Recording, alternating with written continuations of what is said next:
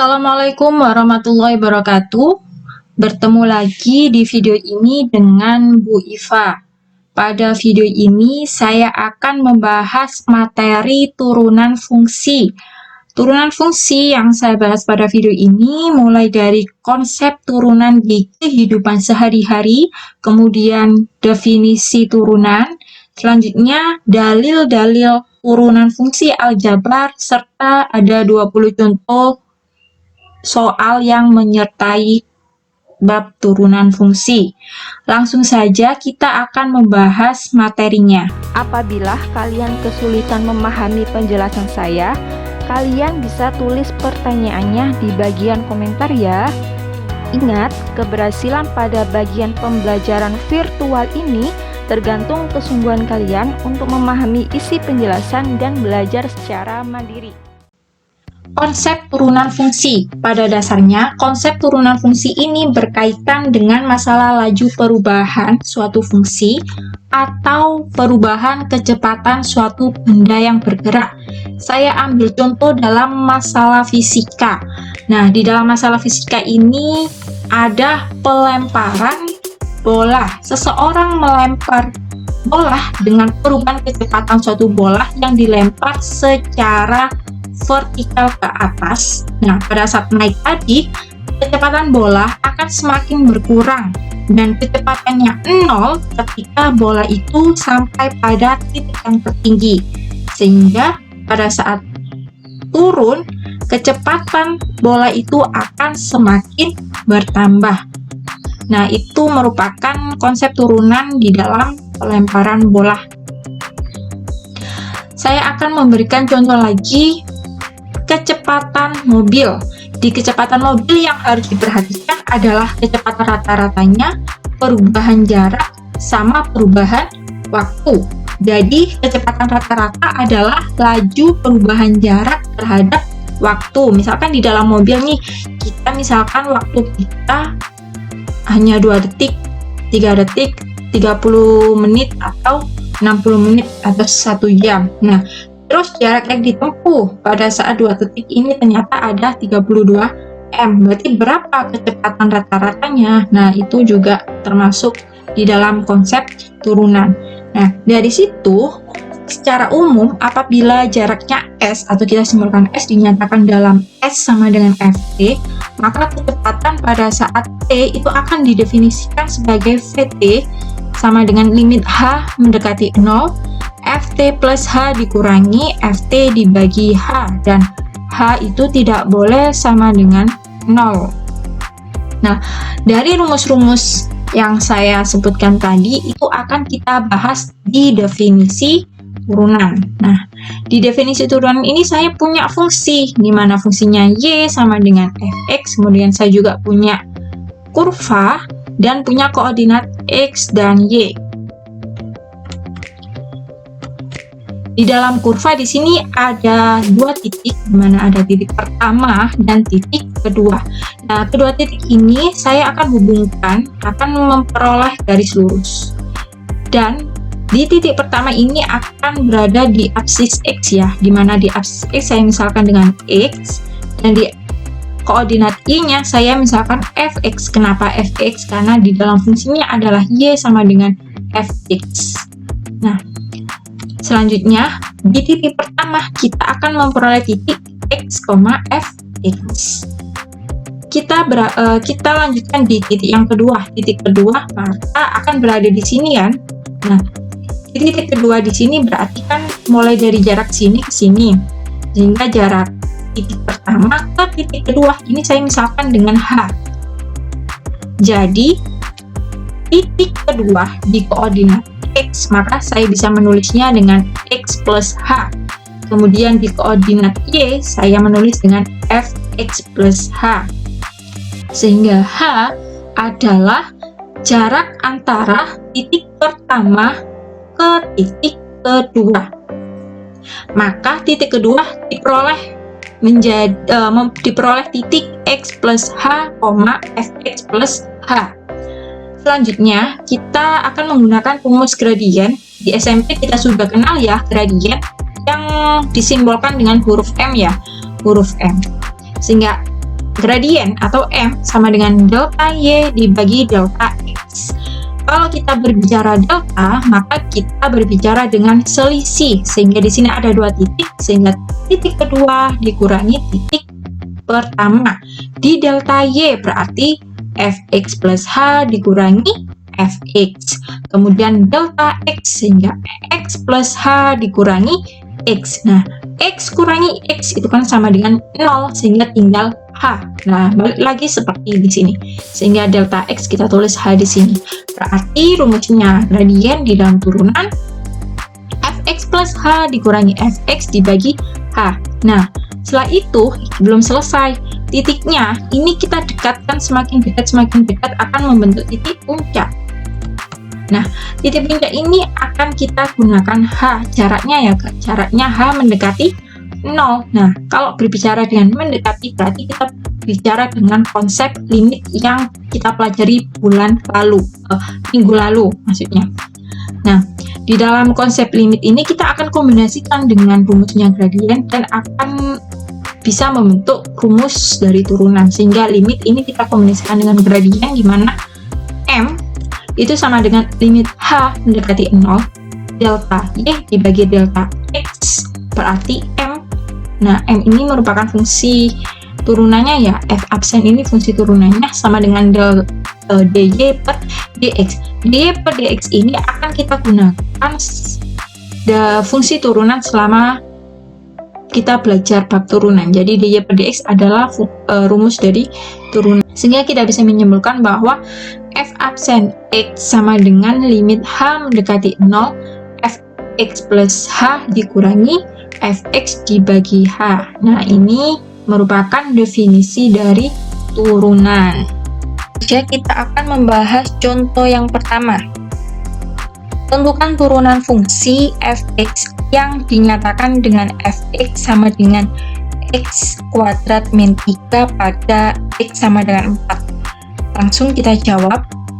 Turunan fx pada x sama dengan 4 adalah kita menggunakan rumus fungsi turunan f absen x di mana limit x mendekati 0 fx plus h dikurangi fx dibagi h. Nah, karena di sini yang diketahui pada x sama dengan 4, sehingga variabel x kita ganti 4, kita ganti 4, kita ganti 4. Sehingga f absen 4 sama dengan limit h mendekati 0 f4 plus h dikurangi f4 dibagi h. Nah, karena di sini ada dua fungsi yang pertama f4 plus h dan fungsi yang kedua adalah f4. Bedanya fungsi pertama dan fungsi kedua terletak di hanya kalau di sini ada plus h, di sini tidak ada. Nah, selanjutnya fungsi yang pertama f4 plus h ini kita akan ganti dengan fx ya, dimana permintaannya fx-nya adalah x kuadrat min 3, sehingga nanti f4 plus h ini menjadi x kuadrat min 3. Limit x mendekati 0. Nah, di sini x-nya adalah 4 plus h pangkat 2 dikurangi 3 min f4 karena x-nya hanya 4, berarti kan 4 pangkat 2 min 3 dibagi h. Selanjutnya perpangkatan kita jabarkan menjadi 4 kuadrat 2 kalikan 4 kalikan h dan h kuadrat, sehingga menjadi limit h mendekati 0 4 kuadrat sama dengan 16, 2 kali 4 kalikan h 8h, h kuadrat plus 8 min 3, 4 kuadrat 16 dikalikan min sehingga min 16 min 3 kali min 3 plus 3. Nah, di sini kita kumpulkan dengan konstanta ya, 16 dikurangi 16 0, min 3 plus 3 juga 0, sehingga tinggal apa? 8h plus h kuadrat dibagi h. Nah, karena h berarti di sini tinggal hanya kita bagi ya, h bagi h juga 1 ya, h kuadrat tinggal h, sehingga limit h mendekati 0 8, karena 8h dibagi h kan 8 kalikan 1 8, h pangkat 2 dibagi h kan h pangkat 1, sehingga limit h mendekati 0 8h 8 ditambah h. Karena h kita akan substitusikan dengan 0, berarti nilainya tinggal 8, jadi 8 tambah 0 sehingga 8. Jadi turunan dari X kuadrat min 3 pada X sama dengan 4 adalah 8. Selanjutnya kita akan melanjutkan contoh yang kedua, di mana tentukan f absen X dari setiap fungsi berikut. Fx sama dengan 10x plus 5, maka kita jawab turunan fx sama dengan 10x plus 5. Maka untuk rumusnya kita pakai seperti yang tadi ya, fx plus h dikurangi fx bagi h. Nah, dimana fungsi yang diminta adalah 10x ditambah 5, dan x di sini kita ganti x plus h, sehingga bentuknya adalah 10x plus h ditambah 5. Itu fungsi yang pertama. Kemudian fungsi kedua fx, berarti ya tetap fx-nya adalah 10x plus 5, maka dikurangi 10x plus 5 dibagi h. Nah, selanjutnya yang kurung ini kita buka dengan syarat x plus h dikalikan 10, sehingga menjadi 10x ya, 10 kali x sama dengan 10x, 10 kali h sama dengan 10h, nah ditambah 5. 10x kalikan min 10x plus 5 dikalikan min 5 dibagi h. Nah, di sini ada 10x, ada negatif 10x. 10x dikurangi 10x sama dengan 0, habis berarti. Kemudian ada nilai 5 dikurangi 5 juga hasilnya 0. Berarti tinggal 10h dibagi h. H dibagi h sama dengan 1, maka 10 kali 1 sama dengan 10. Nah, ini belum selesai, kita turunkan dengan f absen, sehingga f absen x sama dengan limit h mendekati 0, fx plus h dikurangi fx dibagi h, maka sama dengan limit h mendekati 0. Hasil dari rumus ini, hasil dari fx plus h min fx dibagi h kan 10, sehingga kita langsung aja masukkan 10, sehingga limit h mendekati 10 ya, nilai itu sendiri yakni sama dengan 10. Jadi turunan dari fx sama dengan 10x plus 5 sama dengan 10. Lanjut contoh yang ketiga. Tentukan f absen x dari setiap fungsi berikut. Fx sama dengan 4x pangkat 2, maka kita jawab turunan fx sama dengan 4x pangkat 2. Kita tetap menggunakan rumus yang tadi, fx plus h dikurangi fx dibagi h.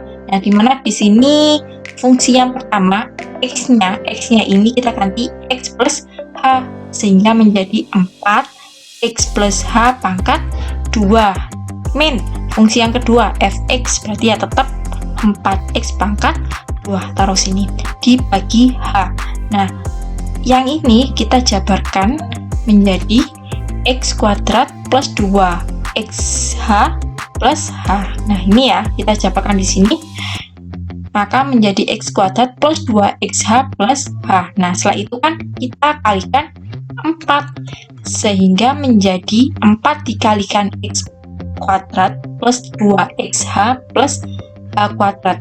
Nah, kurungnya kita lepas dengan syarat yang ada di dalam kurung ini kita kalikan semua dengan 4, sehingga 4x kuadrat, 4 kalikan 2 8xh, 4 kalikan h kuadrat berarti kan 4h kuadrat, sehingga menjadi 4x kuadrat plus 8xh plus 4h kuadrat min, ini ya kita turunkan di sini, min 4x kuadrat.